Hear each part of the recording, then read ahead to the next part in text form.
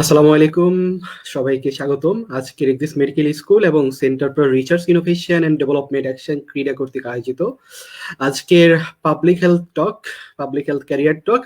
আর public health career টকে আমরা আজকে কথা বলবো পাবলিক হেলথে কিভাবে ক্যারিয়ার করা যায়, কিভাবে আপনি পাবলিক হেলথে নিজের ক্যারিয়ারটা বিল্ড আপ করবেন, কিভাবে সেই দিকে অগ্রসর হবেন, সেই বিষয়ে আমরা কথা বলবো।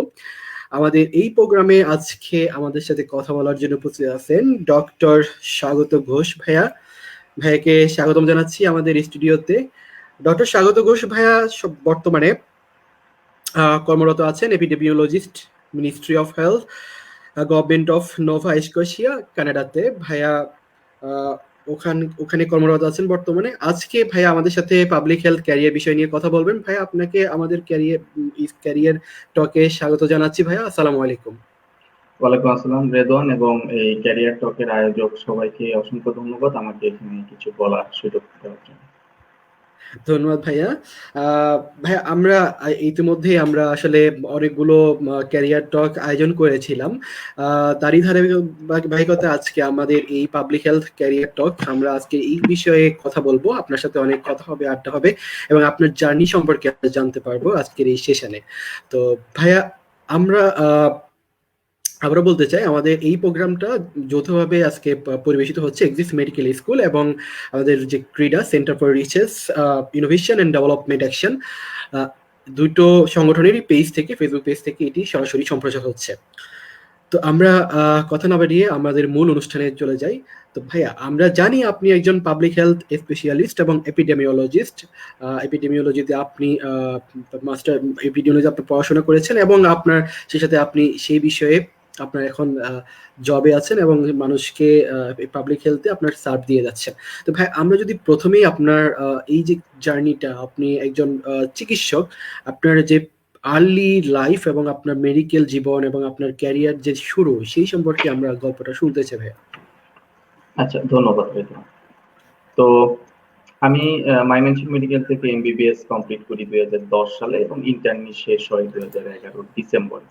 এরপর ময়মনসিংহ থেকে ঢাকাতে চলে আসি, যেহেতু ঢাকাতে আমার ফ্যামিলি থাকে। তো শুরু থেকেই আসলে থার্ড ইয়ারে পড়ার সময় থেকে পাবলিক হেলথের প্রতি একটা ইন্টারেস্ট তৈরি হয়। কমিউনিটি মেডিসিন পড়ার সময় মনে হয় যে না, এটা ডিফারেন্ট কিছু করা সম্ভব, যেটার মাধ্যমে একসাথে একটা বিশাল জনগোষ্ঠীর স্বাস্থ্য সেবা নিশ্চিত করা সম্ভব, রোগ প্রতিরোধ করা সম্ভব এবং পলিসি প্রণয়ন এবং ইমপ্লিমেন্টেশনে কিছু ভূমিকা রাখা সম্ভব। তো সেই থেকেই পাবলিক হেলথের প্রতি একটা আগ্রহ জন্ম। কিন্তু প্রবলেম যেটা হয় যে মানে এই এই সাবজেক্টে ক্যারিয়ার করার জন্য যে পরিমাণ এনকারেজমেন্ট দরকার বা সাপোর্ট দরকার, সেটা ওই সময় আসলে অ্যাভেলেবল ছিল না। কারণ বাংলাদেশে আপনারা সবাই জানেন যে ম্যাক্সিমামই ডাক্তাররা ক্লিনিশিয়ান হতে চায় এবং ফ্যামিলির লোকজন এবং আপনার চারপাশের সোসাইটির লোকজনও অনেকটাই আপনাকে উৎসাহিত ক্লিনিক্যাল সাইডে ক্যারিয়ার করার জন্য, rather than any public health or research oriented basic subject.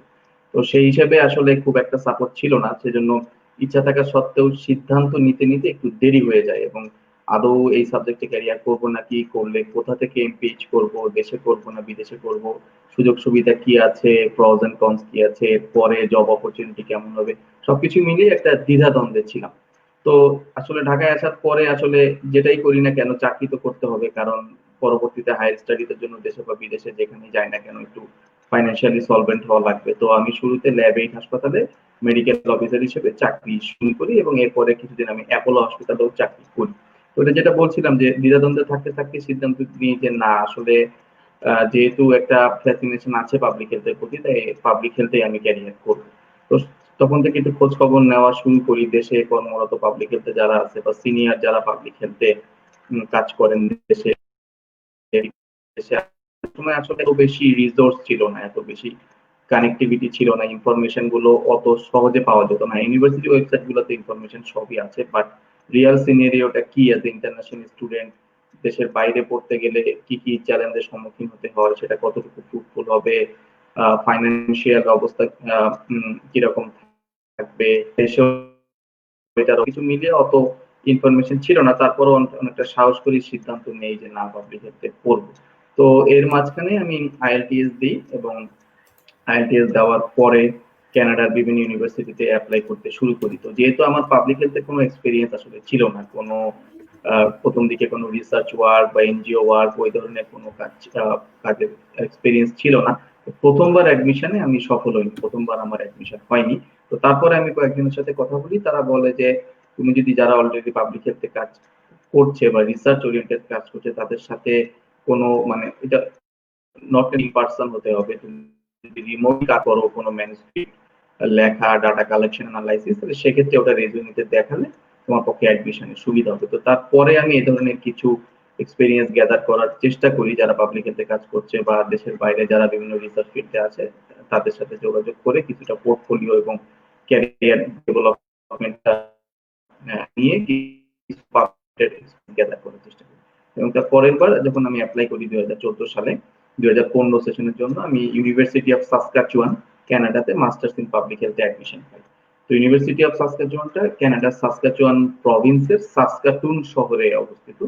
তো অ্যাডমিশন পাওয়ার পর 2015 সালের অগাস্টে আমি কানাডাতে মুভ করি সাসকাটুন শহরে এবং সেপ্টেম্বর থেকে আমার masters in public health course শুরু হয়। তো এটি ছিল বেসিক্যালি 2 বছর মেয়াদী একটি কোর্স, যদিও এটা মানে 20 মাসে এটা শেষ হয় যদি রেগুলারলি কেউ সবগুলো কোর্স ঠিকঠাক মতো নেয় এবং প্র্যাকটিকামটা শেষ করে। তো এই কোর্স বেস প্রোগ্রামে একটা প্র্যাকটিকাম ছিল, প্র্যাকটিকামটা ওয়ান কাইন্ড অফ ইন্টার্নশিপ অপরচুনিটির মতো 3.5 মাস থেকে 4 মাসের মতো এটা স্থায়ী হয় এবং এটা কোনো একটা অর্গানাইজেশনের সাথে করা লাগে এবং সেখানে সরাসরি পাবলিক হেলথ রিলেটেড কাজের একটা এক্সপোজার হয়, কিভাবে পাবলিক হেলথের লোকজন কাজ করে, কিভাবে প্রজেক্ট ডেভেলপমেন্ট হয়, ডাটা কালেকশন হয়, প্রেজেন্টেশন কিভাবে হয় হায়ার ম্যানেজমেন্টের কাছে, এই জিনিসগুলো শেখার একটা হাতে কলমে শেখার একটা সুযোগ হয় প্র্যাকটিক্যাল। তো যেটা বলছিলাম যে সেপ্টেম্বর থেকে আমাদের ক্লাস শুরু হয়, সেপ্টেম্বর থেকে এপ্রিল পর্যন্ত দুটি সেমিস্টারে, সেপ্টেম্বর থেকে ডিসেম্বর হলো ফল সেমিস্টার, জানুয়ারি থেকে এপ্রিল হলো উইন্টার উইন্টার সেশন বা সেমিস্টার। তো এই দুটি সেশনে টোটাল আমাদের 6টি কোর্স করা লাগে যেটা হলো ম্যান্ডেটরি কোর্স। তো এই ম্যান্ডেটরি কোর্সগুলো সাকসেসফুলি শেষ করার পরে একজন স্টুডেন্ট প্র্যাকটিকাম শুরু করতে পারে। তো তারপরে এপ্রিলে আমরা প্র্যাকটিকাম শুরু করি। তো আমি সাসকাটুন হেলথ প্রজেক্টে ওটা ম্যাটারনাল একটা প্রজেক্ট, সেই প্রজেক্টে আমি প্র্যাকটিকাম করি এবং প্র্যাকটিকাম শেষ করার পরে 2016 fall, that means September to December, এবং 2017 উইন্টার জানুয়ারি টু এপ্রিল, এই 8 মাসে আরো আমার মনে হয় 6টি অপশনাল কোর্স এবং তার ক্যাপস্টোনে একজন স্টুডেন্ট প্র্যাকটিকামের সময় কি কি শিখেছে সেই বিষয়ে তাকে একটা ন্যারেটিভ এসে লিখতে হয়, একটা প্রেজেন্টেশন দিতে হয় এবং একটা এক্সিট ইন্টারভিউ হয়। সেখানে একটা প্যানেল থাকে 2 থেকে 3 জন ফ্যাকাল্টি মেম্বার, তারা বিভিন্ন ধরনের কোশ্চেন করে যে আসলে কতটুকু স্টুডেন্ট শিখেছে, কতটুকু অভিজ্ঞতা অর্জন করেছে এবং সেটা আপ টু দ্য মার্ক কম্পিটিশনের জন্য। তো এই বিষয়গুলো বিবেচনা নিয়ে এক্সিট ইন্টারভিউ পরে মাস্টার্স ইন পাবলিক হেলথ ডিগ্রিটা দেওয়া হয়। এটা আমার ধারণা ইউনিভার্সিটি অফ সাসকাচুয়ান এবং অন্যান্য যে সমস্ত ইউনিভার্সিটিতে masters in public health course পড়ানো হয় সবগুলোতে more or less same criteria. তো ওভাবে কোর্সগুলো শেষ করার পরে 2017 এপ্রিলে আমার গ্রাজুয়েশন শেষ হয়। তো তারপরে আমি অ্যাক্টিভলি জব করতে থাকি কানাডার বিভিন্ন প্রভিন্সে। তো এখানে একটি কথা বলে রাখি, বিভিন্ন ইউনিভার্সিটি কানাডাতে, বিশেষ করে ইউনিভার্সিটি অফ অ্যালবার্টা এবং ইউনিভার্সিটি অফ টরন্টো ইউনিভার্সিটি গুলো সেটা উল্লেখ করে থাকে তাদের ট্রান্সক্রিপ্ট বা সার্টিফিকেটে masters in public health major in biotechnology, major in health policy. তো ইউনিভার্সিটি অফ সাসকাচুয়ান ট্রান্সক্রিপ্টে মেজর উল্লেখ করে না, কিন্তু এটাতে স্পষ্টতই দুটি উইং থাকে, একটা হলো কোয়ান্টিটেটিভ উইং আর একটা হলো কোয়ালিটেটিভ উইং। তো কোয়ান্টিটেটিভ উইং এ কেউ যদি মানে কারো যদি বায়োস্ট্যাট, এপিডেমিওলজি এই বিষয়গুলোর উপর আগ্রহ থাকে, সে কোয়ান্টিটেটিভ উইং এ যে কোয়ান্টিটেটিভ রিলেটেড সাবজেক্ট গুলো চুজ করে। কোয়ালিটি ম্যানেজমেন্ট, হেলথ প্রমোশন, তারা কোয়ালিটেটিভ স্ট্রিমে গিয়ে কোর্সগুলো চুজ করতে থাকে। যদিও প্রথম যে 6টি কোর্স, ওই 6টি কোর্স ম্যান্ডেটরি সবাইকে করতে হবে। পরের যে 6 থেকে 7টি অপশনাল কোর্স, সেই অপশনাল কোর্সে এই স্ট্রিম অনুযায়ী একটা চয়েস করার সুযোগ থাকে। তো আমার শুরুতেই কোয়ান্টিটেটিভ সাইডের প্রতি আগ্রহ ছিল, বায়োস্ট্যাট এবং এপিডেমিওলজি, তাই আমার স্ট্রিমটা ছিল কোয়ান্টিটেটিভ। তো আমি আসলে পাস করার পরে মোস্টলি কোয়ান্টিটেটিভ সাইডে যে জবগুলো আছে, research assistant, research coordinator, epidemiology, এই জবগুলো অ্যাপ্লাই করতে থাকি। তো বেসিক্যালি সাসকাচুয়ান প্রভিন্সে ওই সময় খুব একটা জবের অপরচুনিটি ছিল না। আমরা গ্র্যাজুয়েট হওয়ার অ্যালবার্টা, ব্রিটিশ কলম্বিয়া এই প্রভিন্সগুলোতে। তো আমি বেশ কয়েকটি ইন্টারভিউ দিই কিন্তু শেষ পর্যন্ত আমি মানে ওই অ্যালবার্টা বা ব্রিটিশ কলম্বিয়াতে যেগুলোতে ইন্টারভিউ দিয়েছিলাম প্রায় 6 থেকে 7টি, ওগুলোতে আমি শেষ পর্যন্ত আমি কল পাইনি। কিন্তু সাডেনলি নোভা স্কোশিয়া হ্যালিফ্যাক্স, যেখানে আমি মাত্র একটি জবে অ্যাপ্লাই করেছিলাম, নোভা স্কোশিয়া হেলথ অথরিটিতে, সেখানে অর্থোপেডিক ডিপার্টমেন্টে রিসার্চ অ্যাসিস্ট্যান্ট পজিশন আমি পাই। তো সেখানে আমি জয়েন করি এবং ওই জবটা ছিল বেসিক্যালি অর্থোপেডিক রিলেটেড বিভিন্ন প্রজেক্ট রিসার্চ নিয়ে, বিভিন্ন ধরনের নতুন surgical procedure, surgical instrument use করার পরে পেশেন্টের কি আউটকাম হচ্ছে, বিভিন্ন ধরনের কম্পারেটিভ প্রসিডিউরের সাথে কোন স্ট্যাটিস্টিক্যাল সিগনিফিক্যান্ট ডিফারেন্স আছে নাকি, এই ধরনের কাজ। তো এই জবটি 1 বছর করার পরে আমি নোভা স্কোশিয়া গভর্নমেন্টে একটি রিসার্চ অ্যানালিস্ট পজিশনে আমি ইন্টারভিউ দিই এবং ওখান থেকে আমি কল পাই এবং সেখানে আমি জয়েন করি 2018 নভেম্বরে।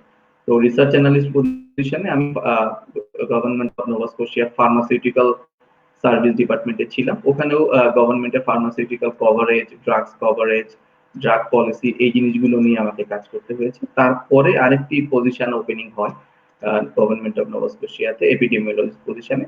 ওই পজিশনে আমি ইন্টারভিউ দিই এবং 2019 সালে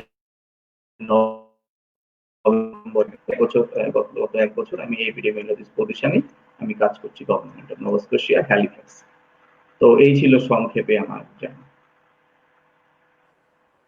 ধন্যবাদ ভাইয়া, আমরা সংক্ষেপে আপনার জার্নিটা শুনতে পাই।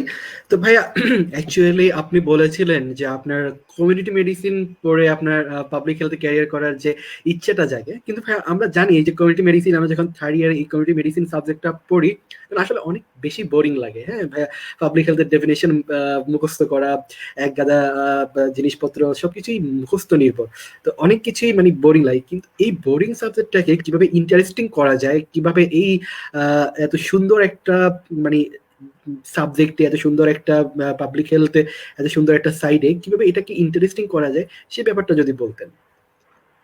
তো আপনি ঠিকই বলছেন রেদওয়ান, যে পাবলিক কমিউনিটি মেডিসিন বাংলাদেশে যেভাবে পড়ানো হয় কোর্স কারিকুলাম, সেটা যথেষ্টই বোরিং। স্কিল সেট করার, স্কিল দেখানোর খুব একটা সুযোগ নেই, মুখস্থ নির্ভর পড়ালেখা। তো আমাদের ক্ষেত্রে যেটা হয়েছিল, আমাদের একজন স্যার ছিলেন মাকসুদুল আলম নন স্যার, উনি ওই সময় কমিউনিটি মেডিসিন অ্যাসিস্ট্যান্ট প্রফেসর ছিলেন ময়মনসিংহ মেডিকেলে। এখন উনি প্রফেসর এবং সম্ভবত হেড অফ দ্য ডিপার্টমেন্ট পদে কর্মরত আছেন। তো উনি বেসিক্যালি কমিউনিটি মেডিসিনটা অনেকটাই মানে অ্যাট্রাকটিভ করে পড়ার চেষ্টা করেছিলেন এবং সাইন্স কনসালটেন্সি কাজ করতেন WHO, UNDP এগুলোতে। তো আমি যখন স্যারের কাছে আমার এক্সপ্রেশনটা ব্যক্ত করি থার্ড ইয়ারে, স্যার কিছুটা অবাক হয়েছিলেন যে আসলে কেউই এত তাড়াতাড়ি ডিসিশনটা নেয় না, তো তুমি কেন এই ডিসিশনটা নিচ্ছ? তাই বললাম, স্যার আপনার পড়ানোর স্টাইল আমার ভালো লাগে, আর আপনি যে ধরনের কাজগুলো করেন আমাদেরকে বিভিন্ন সময় ধারণা দেওয়ার চেষ্টা করেছেন, এই কাজগুলো আসলে। কথা বলার পর স্যার তখন আরো কিছু জিনিস ডেসক্রাইব করে যে কিভাবে স্যার WHO তে কাজ করছে, ভ্যাকসিন ম্যানেজমেন্ট, ভ্যাকসিন ডিপ্লোমেসি, এই জিনিসগুলো নিয়ে, এবং আরো health system strengthening, infrastructure development, এই কাজগুলো নিয়ে।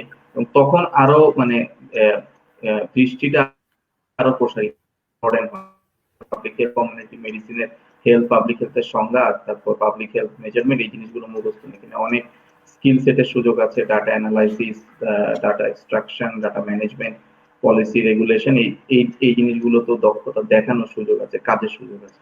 তো সেই থেকে একটা ইচ্ছা যাবে ক্যারিয়ার করা যায়। ধন্যবাদ ভাইয়া। তবে এটা ঠিক এখনো পর্যন্ত হ্যাঁ জি ভাইয়া, রেদওয়ান বলো। ভাইয়া আমরা তো জানি যে আমাদের থার্ড ইয়ারে আসলে এই যে পাবলিক হেলথ আমাদের যে ওয়ার্ডটা, যে শব্দটা, ওইটা আমরা জানি, আমরা ওইটা সম্পর্কে জেনে যাই। কিন্তু আসলে কখন বেসিক্যালি ভাইয়া আমাদের প্রিপারেশনটা শুরু করা যায়, যদি আমরা মনে করি যে আমরা পাবলিক হেলথ আমরা ক্যারিয়ার করব, আসলে কখন থেকে আমাদের গোলটা নির্ধারণ করা উচিত এবং আমরা কখন থেকে সেই অনুযায়ী পড়াশোনা করাটা আমাদের মানে উচিত আপনি মনে করেন ভাইয়া? আচ্ছা, তো শুরুতে একটি কথা বলে রাখি যে সোশ্যাল স্টিগমার কারণে অনেক রকম ডিসকারেজমেন্ট আসে শুধু পাবলিক হেলথ, যে কোনো বেসিক রিলেটেড সাবজেক্টে কাজ করার জন্য। এটা বেসিক্যালি এমবিবিএস গ্র্যাজুয়েটদের জন্য। এই এমবিবিএস ছাড়া যারা এমপিএইচ করেন তাদের জন্য জিনিসটা, সিদ্ধান্ত নেওয়াটা অনেকটা ইজি। বিশেষ করে আমি দেখেছি আমার সাথে অনেক pharmacy graduate, community health, anthropology, sociology গ্র্যাজুয়েটও এমপিএইচ করেছেন, তাদের জন্য সিদ্ধান্ত নেওয়াটা ইজি। মেডিকেল প্রশ্ন করতে যে আমি আসলেই এই সাবজেক্টে ক্যারিয়ার করতে চাই নাকি, আমি কি মানে মেন্টালি স্যাটিসফাইড থাকবো নাকি এই কাজগুলো করে, এই ধরনের এবং এই ফিল্ডে কি ধরনের কাজ করা হয় এবং সে ধরনের কাজের জন্য আমি নিজেকে তৈরি করতে পারবো নাকি এবং মানসিকভাবে আমি স্বস্তি পাবো নাকি। তো এই জিনিসগুলোর উত্তরগুলো নির্ধারিত হওয়ার পরে যদি কেউ মনে করে যে না হ্যাঁ অবশ্যই আমি এই জিনিসগুলো বিবেচনা করে আমি পাবলিক করতে চাই, তখনই কেবল আমার মনে অগ্রসর হওয়া উচিত। তো যেটা আগে আলোচনা হচ্ছিল আপনার সাথে যে আসলে মানে এমবিবিএস লেভেলে খুব একটা বেশি স্কিল ডেভেলপমেন্ট করার সুযোগ নেই পাবলিক রিলেটেড। তবে ইন্টার্নি লাইফে বা ইন্টার্নি শেষ করার পরে কেউ যদি মনে করে যে হ্যাঁ তার আগে থেকেই সিদ্ধান্ত থাকে সে পাবলিক করবে, সে যদি লাইনে জব না করে সে যদি পাবলিক রিলেটেড কোনো অর্গানাইজেশনে কাজ করার চেষ্টা করে, সেটা হতে পারে আইসিডিডিআরবি, ব্র্যাক অথবা যে কোনো গভর্নমেন্ট যে কোনো সরকারি এবং বেসরকারি রিসার্চ অর্গানাইজেশন, সেটা অনেকটাই হেল্প করবে ভবিষ্যতে পাবলিক হেলথ এবং ক্যারিয়ার। আমার ক্ষেত্রে যে সমস্যাটা ছিল আমি কিছুটা দ্বিধাদ্বন্দ্বে ছিলাম, যে কারণে পাবলিক হেলথ এক্সপোজার আমার শুরুতে অতটা ছিল না, যে কারণে অ্যাডমিশন পেতে কিছুটা সমস্যা হয়েছে, হয়তো বা এক্সপিরিয়েন্স থাকলে হয়তো আরো স্মুথ হতো বিষয়গুলো। তো সেই জিনিসটা একটু মাথায় রাখতে হবে, কেউ যদি শুরু থেকেই ডিটারমাইন্ড হয়েছে পাবলিক হেলথে ক্যারিয়ার করবে, ইন্টার্নি শেষেই সে পাবলিক হেলথ রিলেটেড বিভিন্ন অর্গানাইজেশন জবে ট্রাই করতে পারে।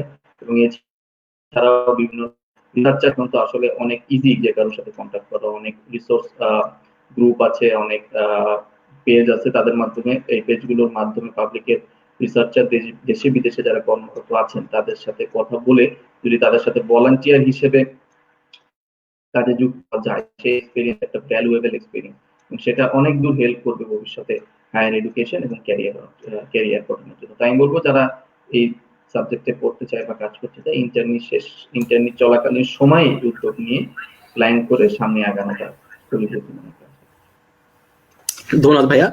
এক্ষেত্রে কেউ যখন মনস্থির করে ফেলে যে সে পাবলিক হেলথে ক্যারিয়ার করবে, তখন আসলে এই যে মাস্টার্স অফ পাবলিক হেলথ যেটাকে আমরা এমপিএইচ বলে থাকি, সেটা কি দেশে করা কতটুকু ফলপ্রসূ বা দেশে করলে কতটুকু বেনিফিটেড, বা সেটা বিদেশে করলে, বাইরের দেশে করলে কতটুকু বেনিফিটেড হবে একজন শিক্ষার্থী যিনি পাবলিক হেলথে ক্যারিয়ার করতে চান, তার ক্ষেত্রে আপনি কি বলবেন ভাইয়া? এটা আসলে একটা বিগেস্ট কোশ্চেন। এই কোশ্চেনটা আসলে আমার মাথায়ও আসছিল এবং আসলে এটা কোনো মানে রুল অফ থাম অ্যান্সার নেই, কোনো স্ট্রেট কাট অ্যান্সার নেই। তো ব্যাপারটা হলো যে দেশেও এখন বেশ কিছু সরকারি এবং বেসরকারি প্রতিষ্ঠানে আমার মনে হয় ভালো masters in public health degree দেওয়া হয়, বিশেষ করে ব্র্যাক ইউনিভার্সিটি, নেপসাম, নর্থ সাউথ। এখানে আমার মনে হয় যতদূর আমি জানি যথেষ্টই ভালো পড়ানো হয় masters in public health course, এবং ওখান থেকে পাশ করেও অনেকে আবার সেকেন্ড একটা মাস্টার্স বা পিএইচডি করার জন্য আমেরিকা এবং কানাডাতে এসেছে আমি দেখেছি। তো এখানে যে জিনিসটা গুরুত্বপূর্ণ যে শুধু ডিগ্রি নেওয়ার জন্য না, মানে কতটুকু একটা স্টুডেন্ট শিখতে ডেভেলপমেন্ট করতে পারছে, এটা একটা ইম্পর্টেন্ট জিনিস এই ইউনিভার্সিটি চয়েসের ক্ষেত্রে। আর একটা ব্যাপার হলো কারো যদি টার্গেট থাকে সে বিদেশে আসবে এবং বিদেশে এসে পাবলিক হেলথে পড়ালেখা করে সে জব করে বিদেশে সেটেল হবে, যেটা আমারও একটা মানে প্ল্যান ছিল আসার সময়, যে আমি যদি যাই বিদেশে, যদি যেতে পারি আমি পড়ালেখা শেষ করি এখানে সেটেল। এক্ষেত্রে সেটা যদি একটা মানে ক্রাইটেরিয়া হয়ে থাকে কারো primary criteria along with MPH, আমি বলবো সেক্ষেত্রে বিদেশে ট্রাই করাটা বেটার। কারণ যদি বিদেশে সে সরাসরি শুরু থেকে চলে আসতে পারে 1-1.5 বছর দেশে এক্সপিরিয়েন্স দেখিয়ে কাজ করার পরে, তাহলে বিদেশে পড়ালেখা করলে, কানাডা বা আমেরিকাতে পড়ালেখা করলে তার সেই দেশে জব পাওয়াটা অনেক ইজি হবে, এবং জব পাওয়ার পরে সে যদি চায় যে পার্মানেন্টলি সেই দেশে সে থেকে যাবে, এটাও তার জন্য ইজি হবে ওই দেশের জব এক্সপিরিয়েন্স দেখিয়ে। অল্টারনেটিভলি যদি মনে করে দেশের জন্য কাজ করবে, দেশের সেক্টরে কাজ করবে, সেক্ষেত্রেও আমার মনে হয় ইংলিশ স্পিকিং যে কোনো দেশের masters in public health, MSc বা পিএইচডি ডিগ্রি গুলো দেশে ফেরত গেলেও অনেকটাই ভালো অপরচুনিটি ক্রিয়েট করার কথা। তো এখানে কিছু বিষয় মাথায় রাখতে হবে যে মাস্টার্স ইন পাবলিক হেলথ কোর্সটা মোস্ট অফ দ্য কেসেস এটা নন ফান্ডেড, এখানে সেলফ ফান্ডিং এই পড়া লাগে, অল্প কিছু স্কলারশিপের সুযোগ থাকে, বাট সেটা মানে খুব রেয়ার এবং খুব মানে বড় অঙ্কের একটা টিউশন ফি সেটা যে কভার করে তা না। প্র্যাকটিক্যামের সময় MSc in community health or epidemiology এই ধরনের থিসিস বেস প্রোগ্রামে কিছু ফান্ডিং এর অপরচুনিটি থাকে, সেটাও ডিপেন্ড করবে ফান্ডিং এর অ্যাভেলেবিলিটি এবং প্রফেসরের সাথে তার যোগাযোগ এবং কনভিন্সিং পাওয়ারের উপর। তো ইকোনমিক ব্যাপারটাও একটা বড় ব্যাপার। তবে কারো যদি ফাইন্যান্সিয়ালি সলভেন্সি থাকে এবং সে যদি মেন্টালি যথেষ্ট স্ট্রং হয় যে না আমি সরাসরি দেশের বাইরে গিয়ে এমপিএইচ করবো এবং ওখানে আমার মনে হয় সেটা অ্যাডমিশন পায় এবং সবকিছু তার এনভায়রনমেন্ট এবং ফ্যামিলি সাপোর্ট সবকিছু ফেভারেবল থাকে, সেক্ষেত্রে বিদেশে অবশ্যই ট্রাই করা যেতে পারে। অল্টারনেটিভলি দেশ থেকে এমপিএইচ করেও আমি বেশ কয়েকজনকে চিনি যারা ফার্দার সেকেন্ড মাস্টার্স বা পিএইচডি করার জন্য আমেরিকা এবং কানাডা বর্তমানে এসেছে এবং অধ্যয়ন করছে। ধন্যবাদ ভাইয়া। এই ক্ষেত্রে আপনি যেহেতু কানাডাতে আছেন, কানাডাতে পাবলিক হেলথে মাস্টার্স করার ব্যাপারে কতটুকু সুযোগ সুবিধা পাওয়া যায়, বা কিভাবে কানাডাতে গিয়ে মাস্টার্স পাবলিক হেলথে মাস্টার্স করা এবং জব পাওয়া যায়, সেক্ষেত্রে যদি একটু বলতেন। অবশ্যই। তো কানাডাতে মানে ম্যাক্সিমাম প্রভিন্সেই প্রভিন্সিয়াল ইউনিভার্সিটি থাকে, যেমন university of Alberta, university of Toronto যেটা টরন্টো শহরে অবস্থিত, university of British Colombia, university of Saskatchewan, university of Manitoba. তো এই ইউনিভার্সিটিগুলোতে এবং আরো বেশ কিছু ইউনিভার্সিটি আছে, এটা অনলাইনে সার্চ দিলে পাওয়া যাবে। সেখানে 2 বছর মেয়াদী মাস্টার্স ইন পাবলিক হেলথ এবং MSc in community health epidemiology এই এই এই প্রোগ্রামগুলো পড়ানো হয়ে থাকে। তো কেউ যদি কানাডাতে ইন্টারেস্টেড হয় তাহলে সে যে কোনো একটা ইউনিভার্সিটি ওয়েবসাইটে ঢুকে এমপিএইচ অথবা এমএসসি ইন গ্লোবাল হেলথ বা এমএসসি ইন পাবলিক হেলথ বা এমএসসি ইন এপিডেমিওলজি এটা সার্চ দিলেই সে ওই ওয়েবসাইটের কনসার্ন ডিভিশনে যাওয়ার পরে সে সমস্ত ইনফরমেশন দেখতে পাবে। অ্যাডমিশন ক্রাইটেরিয়া কি কি কত কত প্রোগ্রাম প্রি রিকুইজিট কি কি আছে, এখানকার মানে থাকা খাওয়ার মানে অন্যান্য সুযোগ সুবিধা, লিভিং এক্সপেন্স, সেই বিষয়েও একটা কমপ্লিট আইডিয়া ইউনিভার্সিটির ওয়েবসাইটগুলোতে দেওয়া থাকে। তো যে কেউ যে কোনো ইউনিভার্সিটির ওয়েবসাইটে ঢুকে সেই সেই কোর্সগুলো এবং তার তার যে অবস্থা, তার একাডেমিক কোয়ালিফিকেশন, তার ফাইন্যান্সিয়াল কন্ডিশন, তার ভবিষ্যৎ পরিকল্পনা এগুলোর সাথে সামঞ্জস্য রেখে আমার ধারণা সে বেশ কয়েকটি ইউনিভার্সিটিতে সে অ্যাপ্লাই করতে পারে তার পছন্দ অনুযায়ী। এবং আমি যতটুকু দেখেছি সাধারণত যদি কোয়ালিফিকেশন থাকে, প্রি রিকুইজিট থাকে, আইএলটিএস এর ভালো মার্কস থাকে, তো IELTS no less than 6 in each branch। তবে মিনিমাম রিকোয়ারমেন্টস এর থেকে যদি বেশি আইএলটিএস স্কোর থাকে 7 or 7.5 তাহলে সেটা ডেফিনেটলি হেল্পফুল হয়। ইন্টারন্যাশনাল স্টুডেন্টদের ক্ষেত্রে আইএলটিএস এর মার্কটা একটা বড় ব্যাপার। এছাড়াও একটা ন্যারেটিভ এসে লেখা লাগে, স্টেটমেন্ট অফ পারপাস এর মতো, যে কেন আমি পাবলিক হেলথ ইন্টারেস্টেড। তো এটা একটা স্টোরির মতো করে বর্ণনা করলে ভালো হয়, যে এই কারণে আমি পাবলিক হেলথ ইন্টারেস্টেড হয়েছি, এখনো পর্যন্ত আমি এই কাজ করেছি এবং ভবিষ্যতে পাবলিক হেলথে পড়ে আমি এই কাজ করতে চাই। তো এইভাবে একটা সুন্দর মতন স্টোরি রাইটিং এর মতন একটা এসে লেখা লাগে। তো এই সেটা খুবই ইম্পর্টেন্ট। আসলে প্রত্যেকটা কম্পোনেন্টে, অ্যাপ্লিকেশন প্যাকেজের প্রত্যেকটা কম্পোনেন্টে কিছু মার্ক থাকে। তার কোয়ালিফিকেশন, একাডেমিক কোয়ালিফিকেশনের জন্য কিছু মার্ক থাকে, এক্সপেরিয়েন্স এর জন্য মার্ক থাকে, তার স্টেটমেন্ট অফ পারপাস এর জন্য মার্ক থাকে, রিজিউমি ফরম্যাট এন্ড এভরিথিং এর জন্য মার্ক থাকে। তো এই সমস্ত কিছু দেখে তারপর ওরা একটা মার্কিং করে অ্যাডমিশনের ডিসিশনটা নেওয়া হয়। তো এই জিনিসগুলো যদি ঠিকঠাক মতো লেখা যায়, একটু সময় নিয়ে কারো পরামর্শ নিয়ে, কঠিন কিছু হবে না। তবে যেটা বললাম যে ইন্টার্নি শেষের পরই বা তারপরে যদি কেউ পাবলিক হেলথ এক্সপেরিয়েন্স তার গ্যাদার করার সুযোগ থাকে, রিসার্চ ওরিয়েন্টেড জবে তার ইনভলভ করার সুযোগ থাকে, এবং মোর স্পেসিফিক্যালি যদি দুই একটা পাবলিকেশনে ইনভলভ থাকে, নট নেসেসারিলি ফার্স্ট অথর বা সেকেন্ড অথর, বাট মানে সে যদি ইনভলভ থাকে অ্যাজ এন অথর, তাহলে সেক্ষেত্রে অ্যাডমিশন।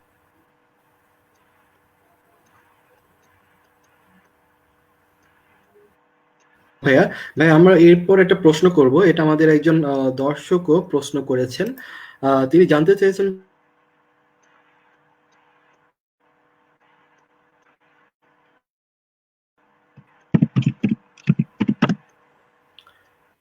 ভাই, শুনতে পাচ্ছেন?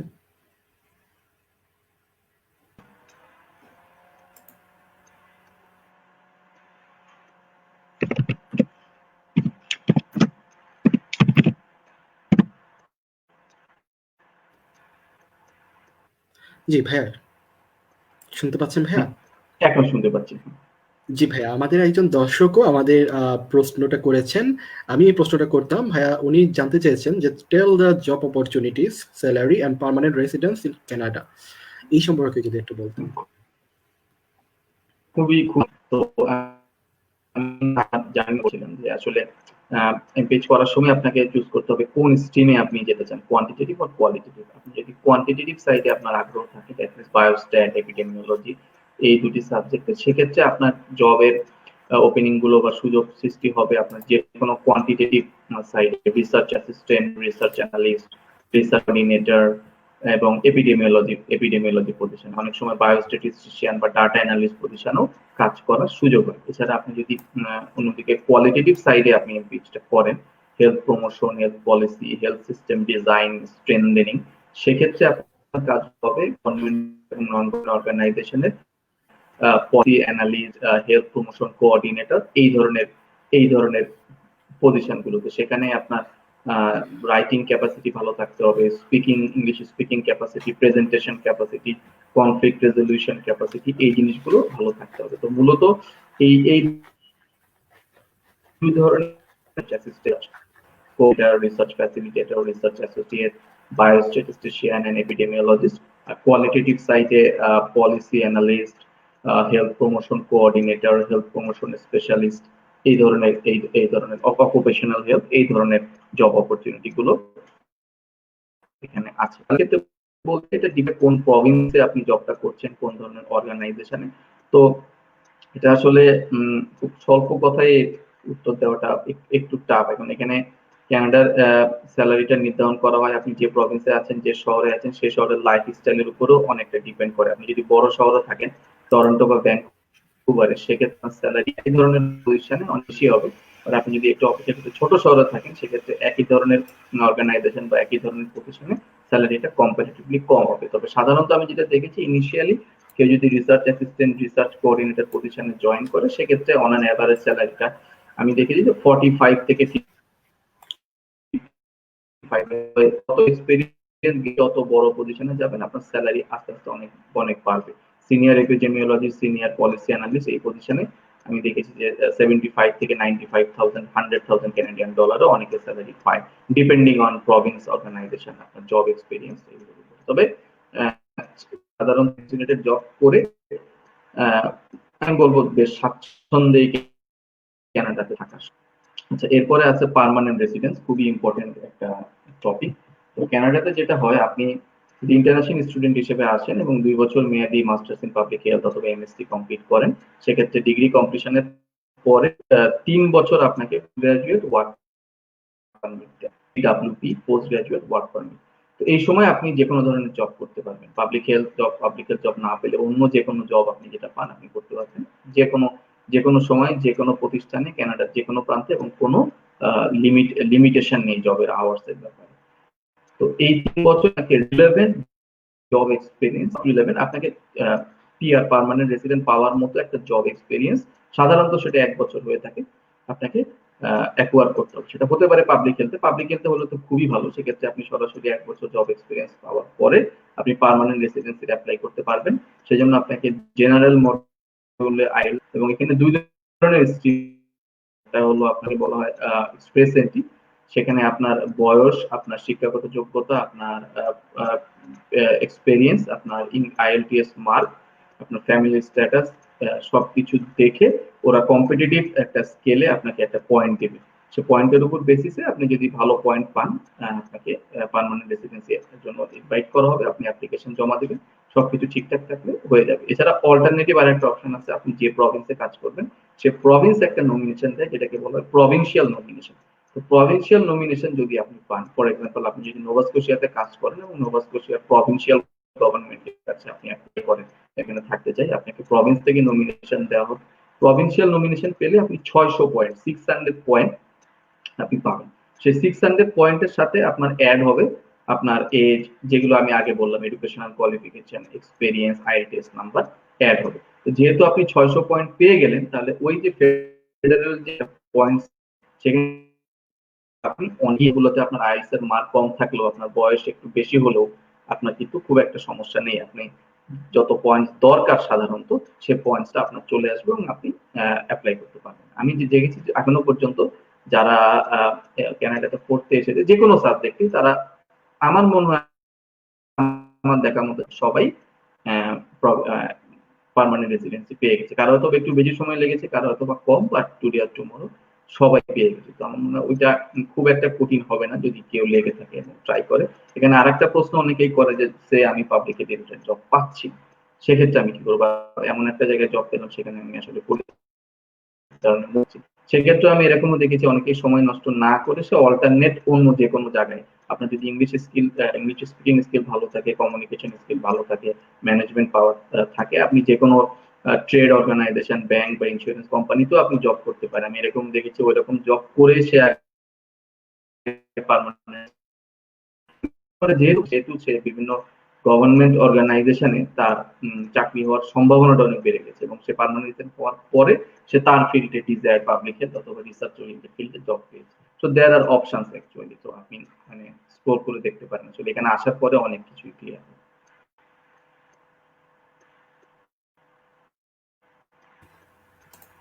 থ্যাংক ইউ সো মাচ ভাইয়া। ভাইয়া, আমাদের আরো একজন জানতে চেয়েছেন, নুসরাত রাজিয়া। তিনি জানতে চেয়েছেন যে ভাইয়া, বাংলাদেশ আর ইউরোপ থেকে এমপিএস করে কি জব অপরচুনিটিস কানাডাতে কেমন? আপনি যেমন বললেন সেই রকমই কি জব অপরচুনিটিস বাংলাদেশ এবং ইউরোপের মধ্যে কোনো পার্থক্য আছে কিনা এমপিএস করার ক্ষেত্রে? তো সত্যি কথা বলতে, এটা আমার এক্সপিরিয়েন্স, আমি যতদূর দেখেছি বাংলাদেশে এডুকেশন বা বাংলাদেশে এক্সপিরিয়েন্স নিয়ে সরাসরি পাবলিক হেলথ বা রিসার্চ ওরিয়েন্টেড ফিল্ডে জব পাওয়াটা একটু টাফ। মানে unless you have extraordinary exception qualification অথবা মানে এক্সেপশনাল কোনো ওয়ার্ক না থাকে।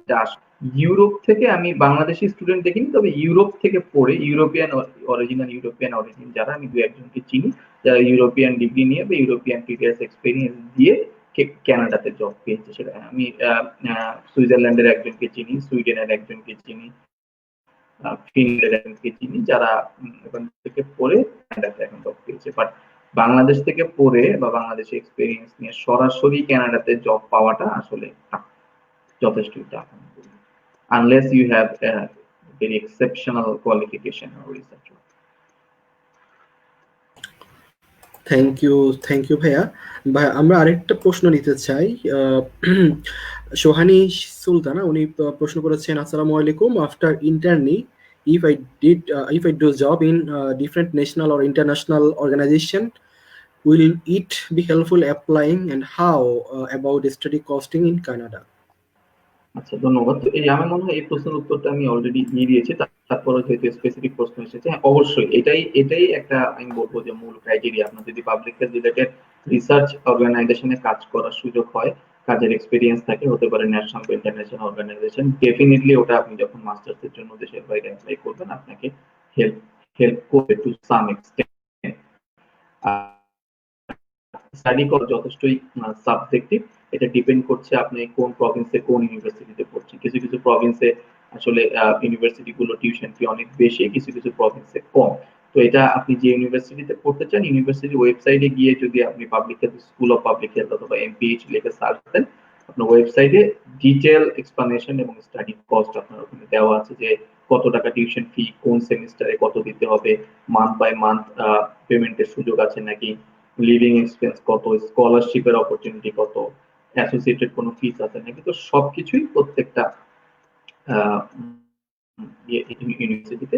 ইউনিভার্সিটি ওয়েবসাইটে দেওয়া আছে। তবে in general university of Toronto, university of British Columbia, Simon Fraser university, এই ইউনিভার্সিটি গুলো টিউশন ফি তুলনামূলকভাবে বেশি। ইউনিভার্সিটি অফ অ্যালবার্টা আমি বলবো মিড রেঞ্জে, খুব বেশি না।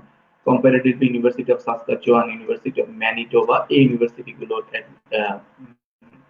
টিউশন ফি তুলনামূলক প্রভিন্সে সেখানকার লিভিং এই সবগুলোর উপরে ডিপেন্ড করে। তবে স্পেসিফিক ইনফরমেশন প্রত্যেকটা ইউনিভার্সিটি ওয়েবসাইটে এটা দেওয়া আছে ইন ডিটেল। ধন্যবাদ ভাইয়া। ভাই, আমরা এরপর অনেক বড় একটা কোশ্চেন নিতে যাচ্ছি। উনি জানতে চেয়েছেন, উনার নাম সমরূপ দাস। উনি জানতে চেয়েছেন, সাউথ এশিয়ান কান্ট্রিজ গুলোতে গ্রেডিং সিস্টেমটা একটু স্ট্রিক্ট হয়, যেমন আমাদের ওয়েস্ট বেঙ্গল হেলথ ইউনিভার্সিটিতে 70% হাইয়েস্ট মার্ক যায় অন অ্যাবভ। এরকম স্ট্রিক্ট গ্রেডিং সিস্টেমে কি অ্যাডমিশন পাওয়ার জন্য সেট ব্যাক ট্রায়াল করে? কানাডিয়ান ইউনিভার্সিটি কিরকম করে ইন্টারন্যাশনাল গ্রেডিং সিস্টেমে, এই জিনিসটা উনি জানতে চেয়েছেন। ইন্টারন্যাশনাল গ্রেডিং নিয়ে উনি জানতে চেয়েছেন অ্যাকচুয়ালি। হ্যাঁ, খুবই ইম্পর্টেন্ট কোশ্চেন। তো এখানে যেটা দেখা যায়, বিশেষ করে হ্যাঁ আমাদের সাউথ এশিয়ান ইউনিভার্সিটি গুলোতে, বিশেষ করে এমবিবিএস গ্রাজুয়েট যারা, তাদের জন্য আসলে 75-80% মার্ক পাওয়াটা আমাদের এভারেজ মার্ক ছিল 70 থেকে 72। আমার নিজের ছিল 70, আমার মনে হয় 72% বা এরকম এরকম কোনো কিছু। তো তো এটা যেটা হয় যে প্রত্যেকটা ইউনিভার্সিটি, মোস্ট অফ দ্য ইউনিভার্সিটির ওন র্যাঙ্কিং স্কেল থাকে।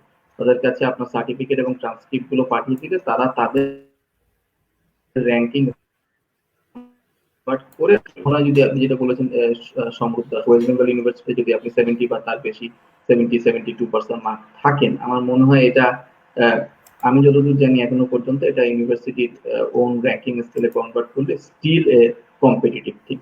এবং আমি যেটা বলি যে শুধুমাত্র ওইটা দিয়ে কিন্তু মানে ইউনিভার্সিটি গুলোর অ্যাডমিশন ডিসাইড হয় না। ইউনিভার্সিটি গুলোর অ্যাডমিশন আরো কিছু জিনিসের উপর ডিপেন্ড করে, আপনার স্টেটমেন্ট অফ পারপাস, আপনার প্রিভিয়াস এক্সপেরিয়েন্স, আপনার রেজিউমি, কভার লেটার সবকিছুর উপরে। তো আমার মনে হয় 70% মার্ক থাকলে ওটা still a very competitive mark when it will be converted to the ranking.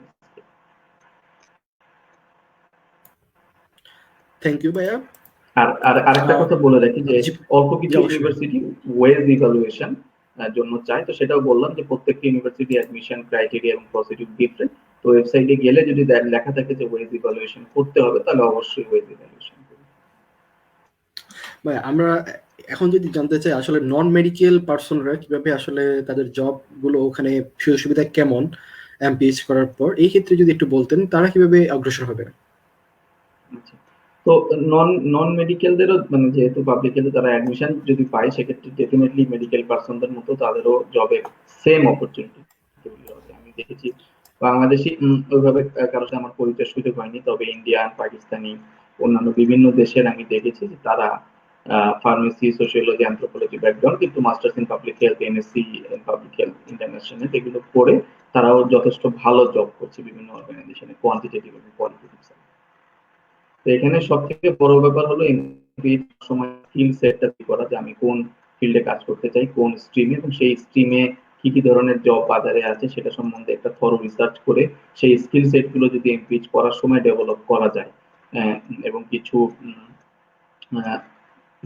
Collaboration করা যায়, নেটওয়ার্কিং করা যায়, মানে কেমন যাই হোক না এমপিএইচ করার পরে কোন জায়গাতেই জব পাওয়া সম্ভব। ভাইয়া ভাইয়া আমাদের একজন অনেক বেশি অনেকবারই উনি প্রশ্নটা করেছেন, আপনি আপনি এর আগে বলেছেন যে বিভিন্ন ইউনিভার্সিটির ওয়েবসাইটে গিয়ে যে এই খরচের ব্যাপারটা জানার জন্য, তারপর উনি আবারও জানতে চেয়েছেন যে আসলে সেলফ ফান্ডিংটা মানে কেমন খরচে, আপনি যদি একটু আইডিয়া দিতেন মানে অ্যারাউন্ড কেমন খরচ হতে পারে এটা ওই যে বললাম, স্টুডেন্টের জন্য। এটা আসলে আসলে আসলে এটা রেঞ্জটা অনেক বড় হবে। আপনি যদি ইউনিভার্সিটি অফ টরন্টোতে পড়েন, আমি এক্স্যাক্টলি জানি না, তবে মাস্টার্স ইন পাবলিকে দাম মনে হয় 35 to 40,000 ক্যানাডিয়ান ডলার হয়ে যাবে। আপনি যদি university of Saskatchewan university of পড়েন ওটা প্রায় অর্ধেক হবে, 18,000 ডলার। তার সাথে আপনার লিভিং এক্সপেন্সের বিষয়টা মাথায় রাখতে হবে, আপনার থাকা খাওয়ার খরচ, যে শহরে আপনি থাকছেন ওই শহরে থাকা খাওয়ার খরচটাও আপনাকে মাথায় রাখতে হবে, এবং এই বিষয়গুলো সবকিছু ইউনিভার্সিটির ওয়েবসাইটে ডিটেইলস দেওয়া আছে। এবং আপনি যখন স্টুডেন্ট ভিসাতে আসবেন ইন্টারন্যাশনাল স্টুডেন্ট হিসেবে, আপনি সপ্তাহে 20 ঘন্টা কাজ করবেন।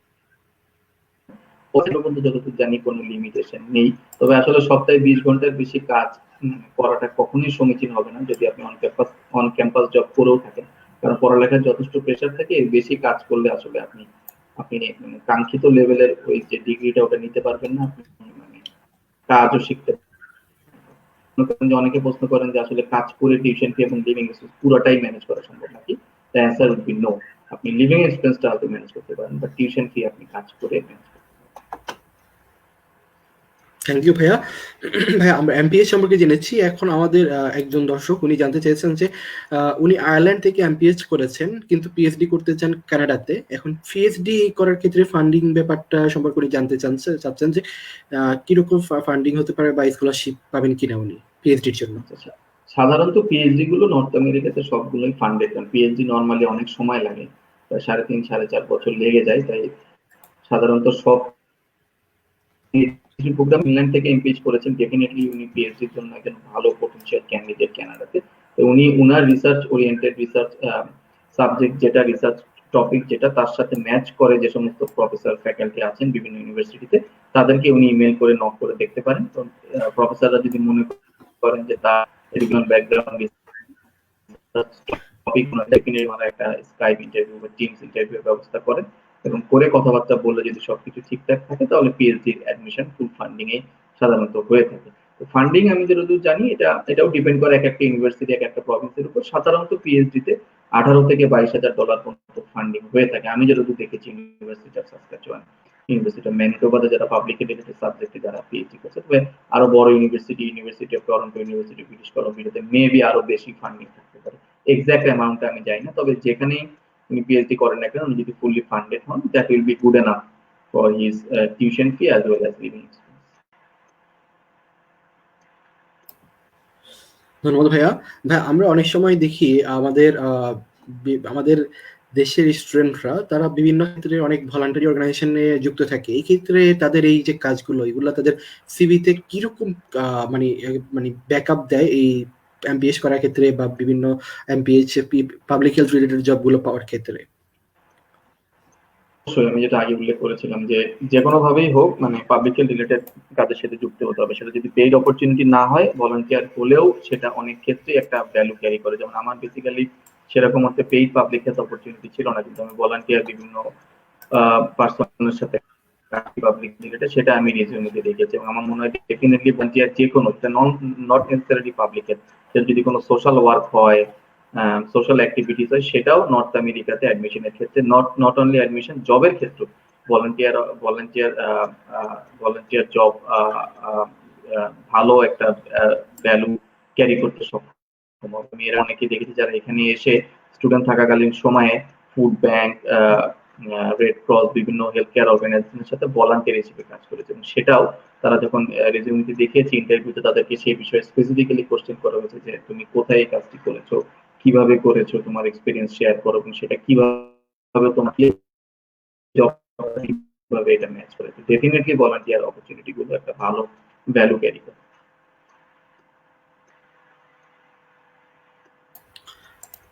থ্যাংক ইউ ভাইয়া।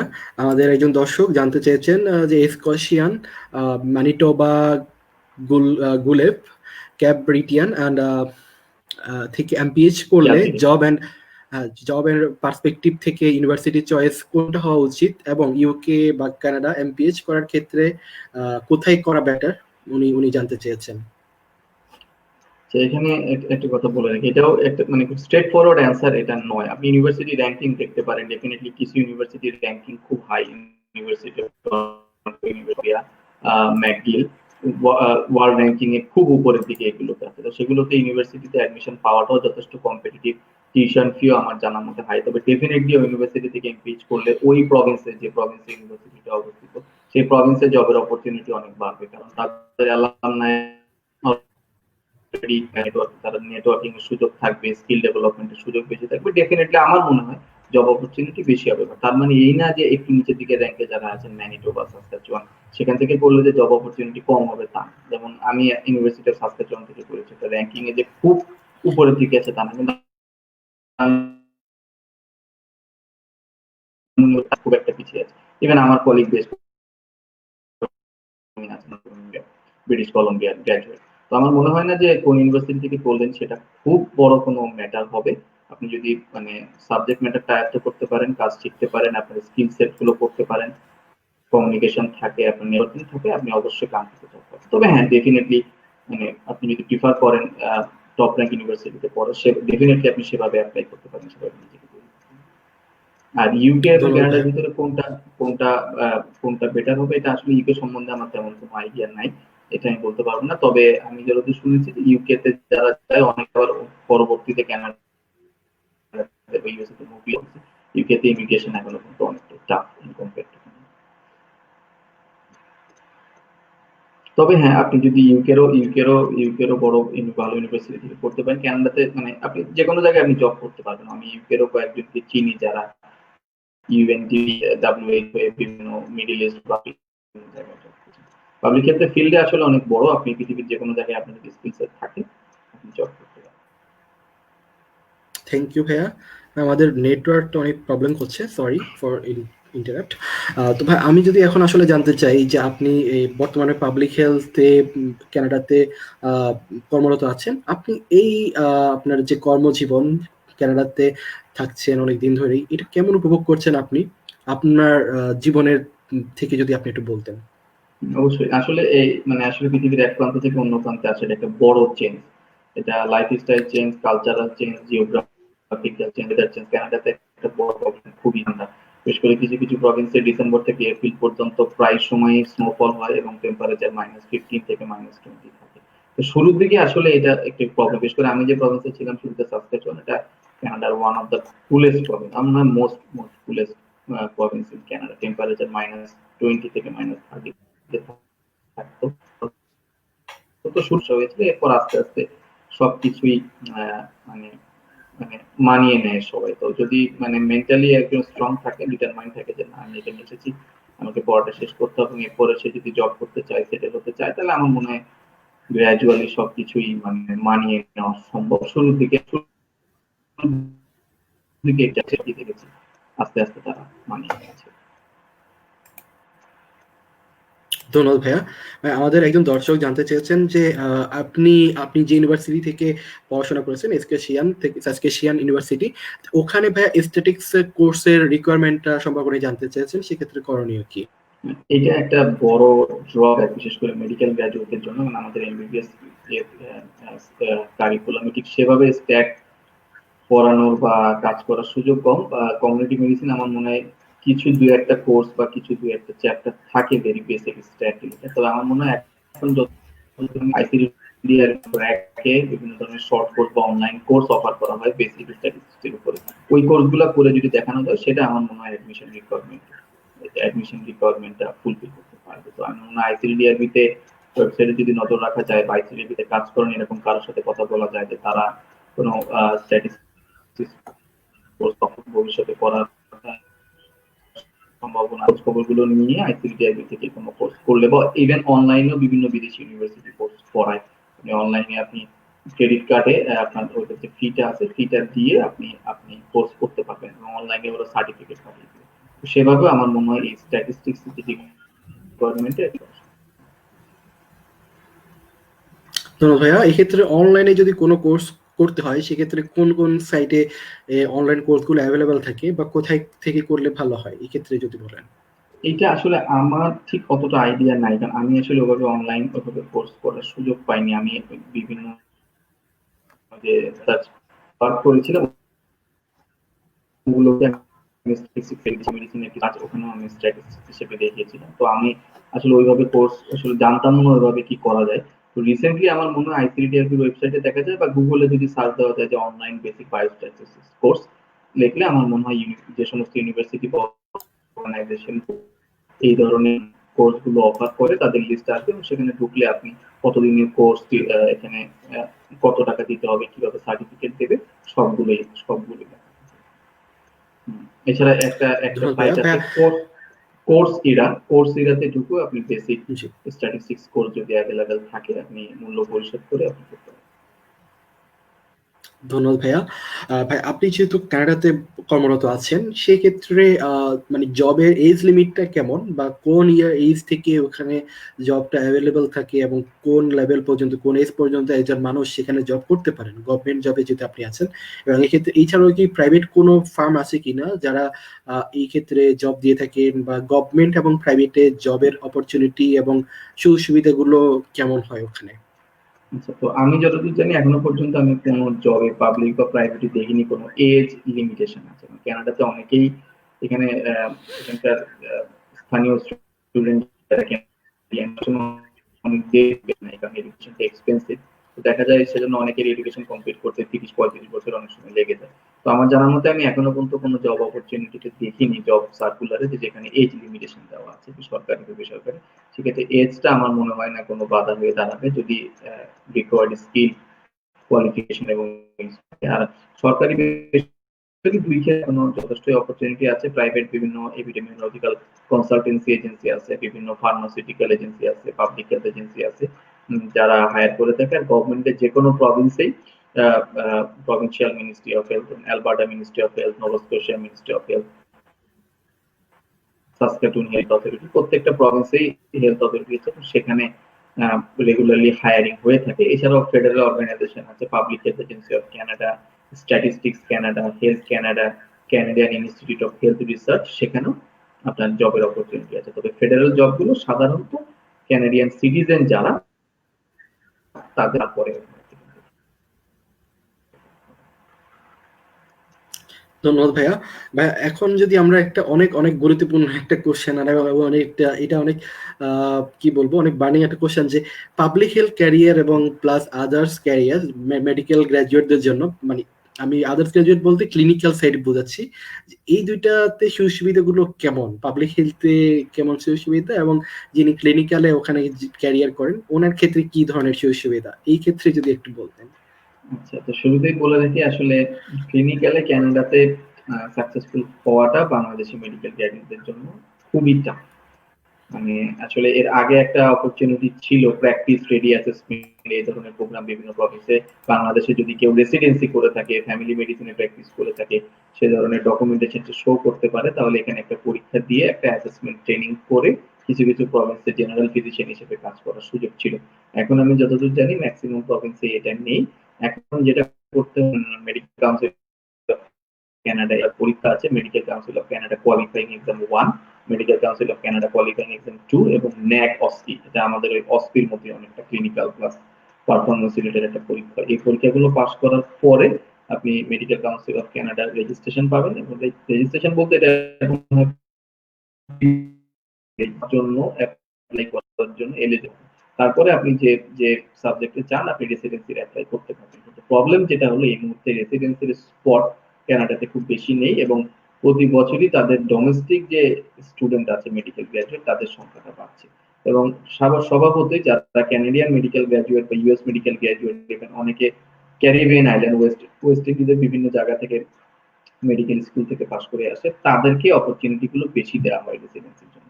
তারপরে যদি কিছু ফাঁকা থাকে সেক্ষেত্রে সেটা ইন্টারন্যাশনাল মেডিকেল গ্র্যাজুয়েটদের জন্য যায়, এবং সেটা অনেক সময় দেখা যায় সাধারণত ইউরোপের বিভিন্ন কান্ট্রি থেকে যারা আসে তাদেরকে বেশি পাওয়া হয়। সাউথ এশিয়ানদের জন্য এখনো পর্যন্ত যথেষ্টই টাফ। তবে তারপরে আমার মনে হয় লেগে থাকলে হয়তো বা একদিন না একদিন সম্ভব, কিন্তু এই পাথওয়েটা যথেষ্টই আনসার্টেন। আমার সাথে আমি যখন এমপিএইচ করে আমি 5 থেকে 6 জন আমি ইন্ডিয়ান, পাকিস্তান, ইরান, মিডল ইস্টের বিভিন্ন কান্ট্রির ডক্টর দেখেছি যারা সবগুলো পরীক্ষা পাস করেছে কিন্তু রেসিডেন্সি পাচ্ছে না, যে আবার একটা নন ক্লিনিক্যাল সাবজেক্টে ক্যারিয়ারে পড়ার কথা ট্রাই করছে। তো জিনিসটা আসলে যথেষ্টই আনসার্টেন, যথেষ্টই টাফ। তবে সাকসেস রেট এখনো পর্যন্ত যথেষ্ট লো। তবে তারপরেও কেউ যদি ডিটারমাইন্ড হয়, একদম যে হচ্ছে না তা না। After waiting for 4 to 5 years, দুই একদিন বলাটা মুশকিল। তবে হ্যাঁ, সুযোগ সুবিধার ক্ষেত্রে ডেফিনেটলি সব জায়গার মতো ক্যানাডাতেও আপনি যদি ক্লিনিশিয়ান হিসেবে প্র্যাকটিস করেন, ইভেন আপনি যদি জিপি হিসেবেও প্র্যাকটিস করতে পারেন, আপনার ইনকাম অনেক বেশি হবে। আপনি অনেক অনেক অনেক বেশি ইনকাম করতে পারবেন, এবং আপনি যদি ক্লিনিক্যাল সাইডে ক্যারিয়ার করে ইচ্ছা থাকে সেক্ষেত্রে আপনার ওই জবের স্যাটিসফ্যাকশনটাও বেশি হবে। বাট এটা মানে দুই ধরনের, পাবলিক হেলথ এক সাইডে, ক্লিনিক্যাল সাইডে। আমার মনে হয় না এটা একটার সাথে কম্পারেবল। এটা ডিপেন্ড করছে এক একজনের পজিশন, সার্কামস্ট্যান্সেস, সে কি চায়, রিয়ালিস্টিক চিন্তা ভাবনা। অনেকেই আছে আনরিয়ালিস্টিক ভাবে চিন্তা করতে গিয়ে পরে তার সময়, অর্থ এবং সবকিছুই তার নষ্ট হয়েছে। পরে সে আবার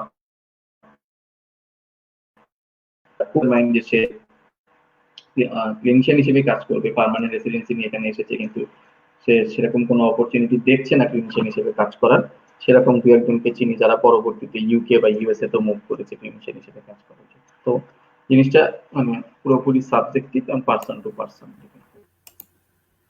ধন্যবাদ ভাইয়া। ভাইয়া আমরা আজকের প্রোগ্রাম একেবারেই শেষ পর্যায়ে। তো আমরা আপনার কাছে যদি সংক্ষেপে জানতে চাই, যারা আমাদের সাথে শুনছেন তাদের সম্পর্কে যদি আপনি সংক্ষেপে কিছু বলতেন। আচ্ছা, তো আসলে ফেসবুকে একটা গ্রুপ আছে, public health education and career in Canada, অথবা আরেকটা যে CRIDA, if I am not wrong, right? হ্যাঁ। ক্রিডা, তো centre for research innovation and development action. Development, হ্যাঁ। তো এইখানে দেখে অনেকেই বিভিন্ন পোস্ট করে, এছাড়া পার্সোনালিও মেসেঞ্জারে অনেকে নক করেন বিভিন্ন ধরনের কোশ্চেনের ব্যাপারে। তো সাধারণত যে কোশ্চেন গুলো করা হয়, এডুকেশন রিকোয়ারমেন্ট কি কি, কোয়ালিফিকেশন কি কি, টিউশন ফি কত, তো এই বিষয়গুলো কিন্তু আসলে একটু ইনকুইজিটিভ হলে যে কোনো ইউনিভার্সিটি ওয়েবসাইটে ঢুকলে ইনফরমেশন গুলো ইজিলি পাওয়া যাবে। দেখা গেছে আমি আমি গ্রাজুয়েশন করেছি 3 বছর আগে, এখনো আমি তো ইউনিভার্সিটি গুলো সম্বন্ধে অত জানি না যে তার আপডেটেড কোয়ালিফিকেশন কি, ক্রাইটেরিয়া কি, টিউশন ফি কি। তো যে কোনো ইউনিভার্সিটি ওয়েবসাইটে ঢুকলে ইন ডিটেইলস পাওয়া যাবে education, qualification, criteria, tuition fee সবকিছু সম্বন্ধে। তারপরেও কোনো স্পেসিফিক কোশ্চেন থাকলে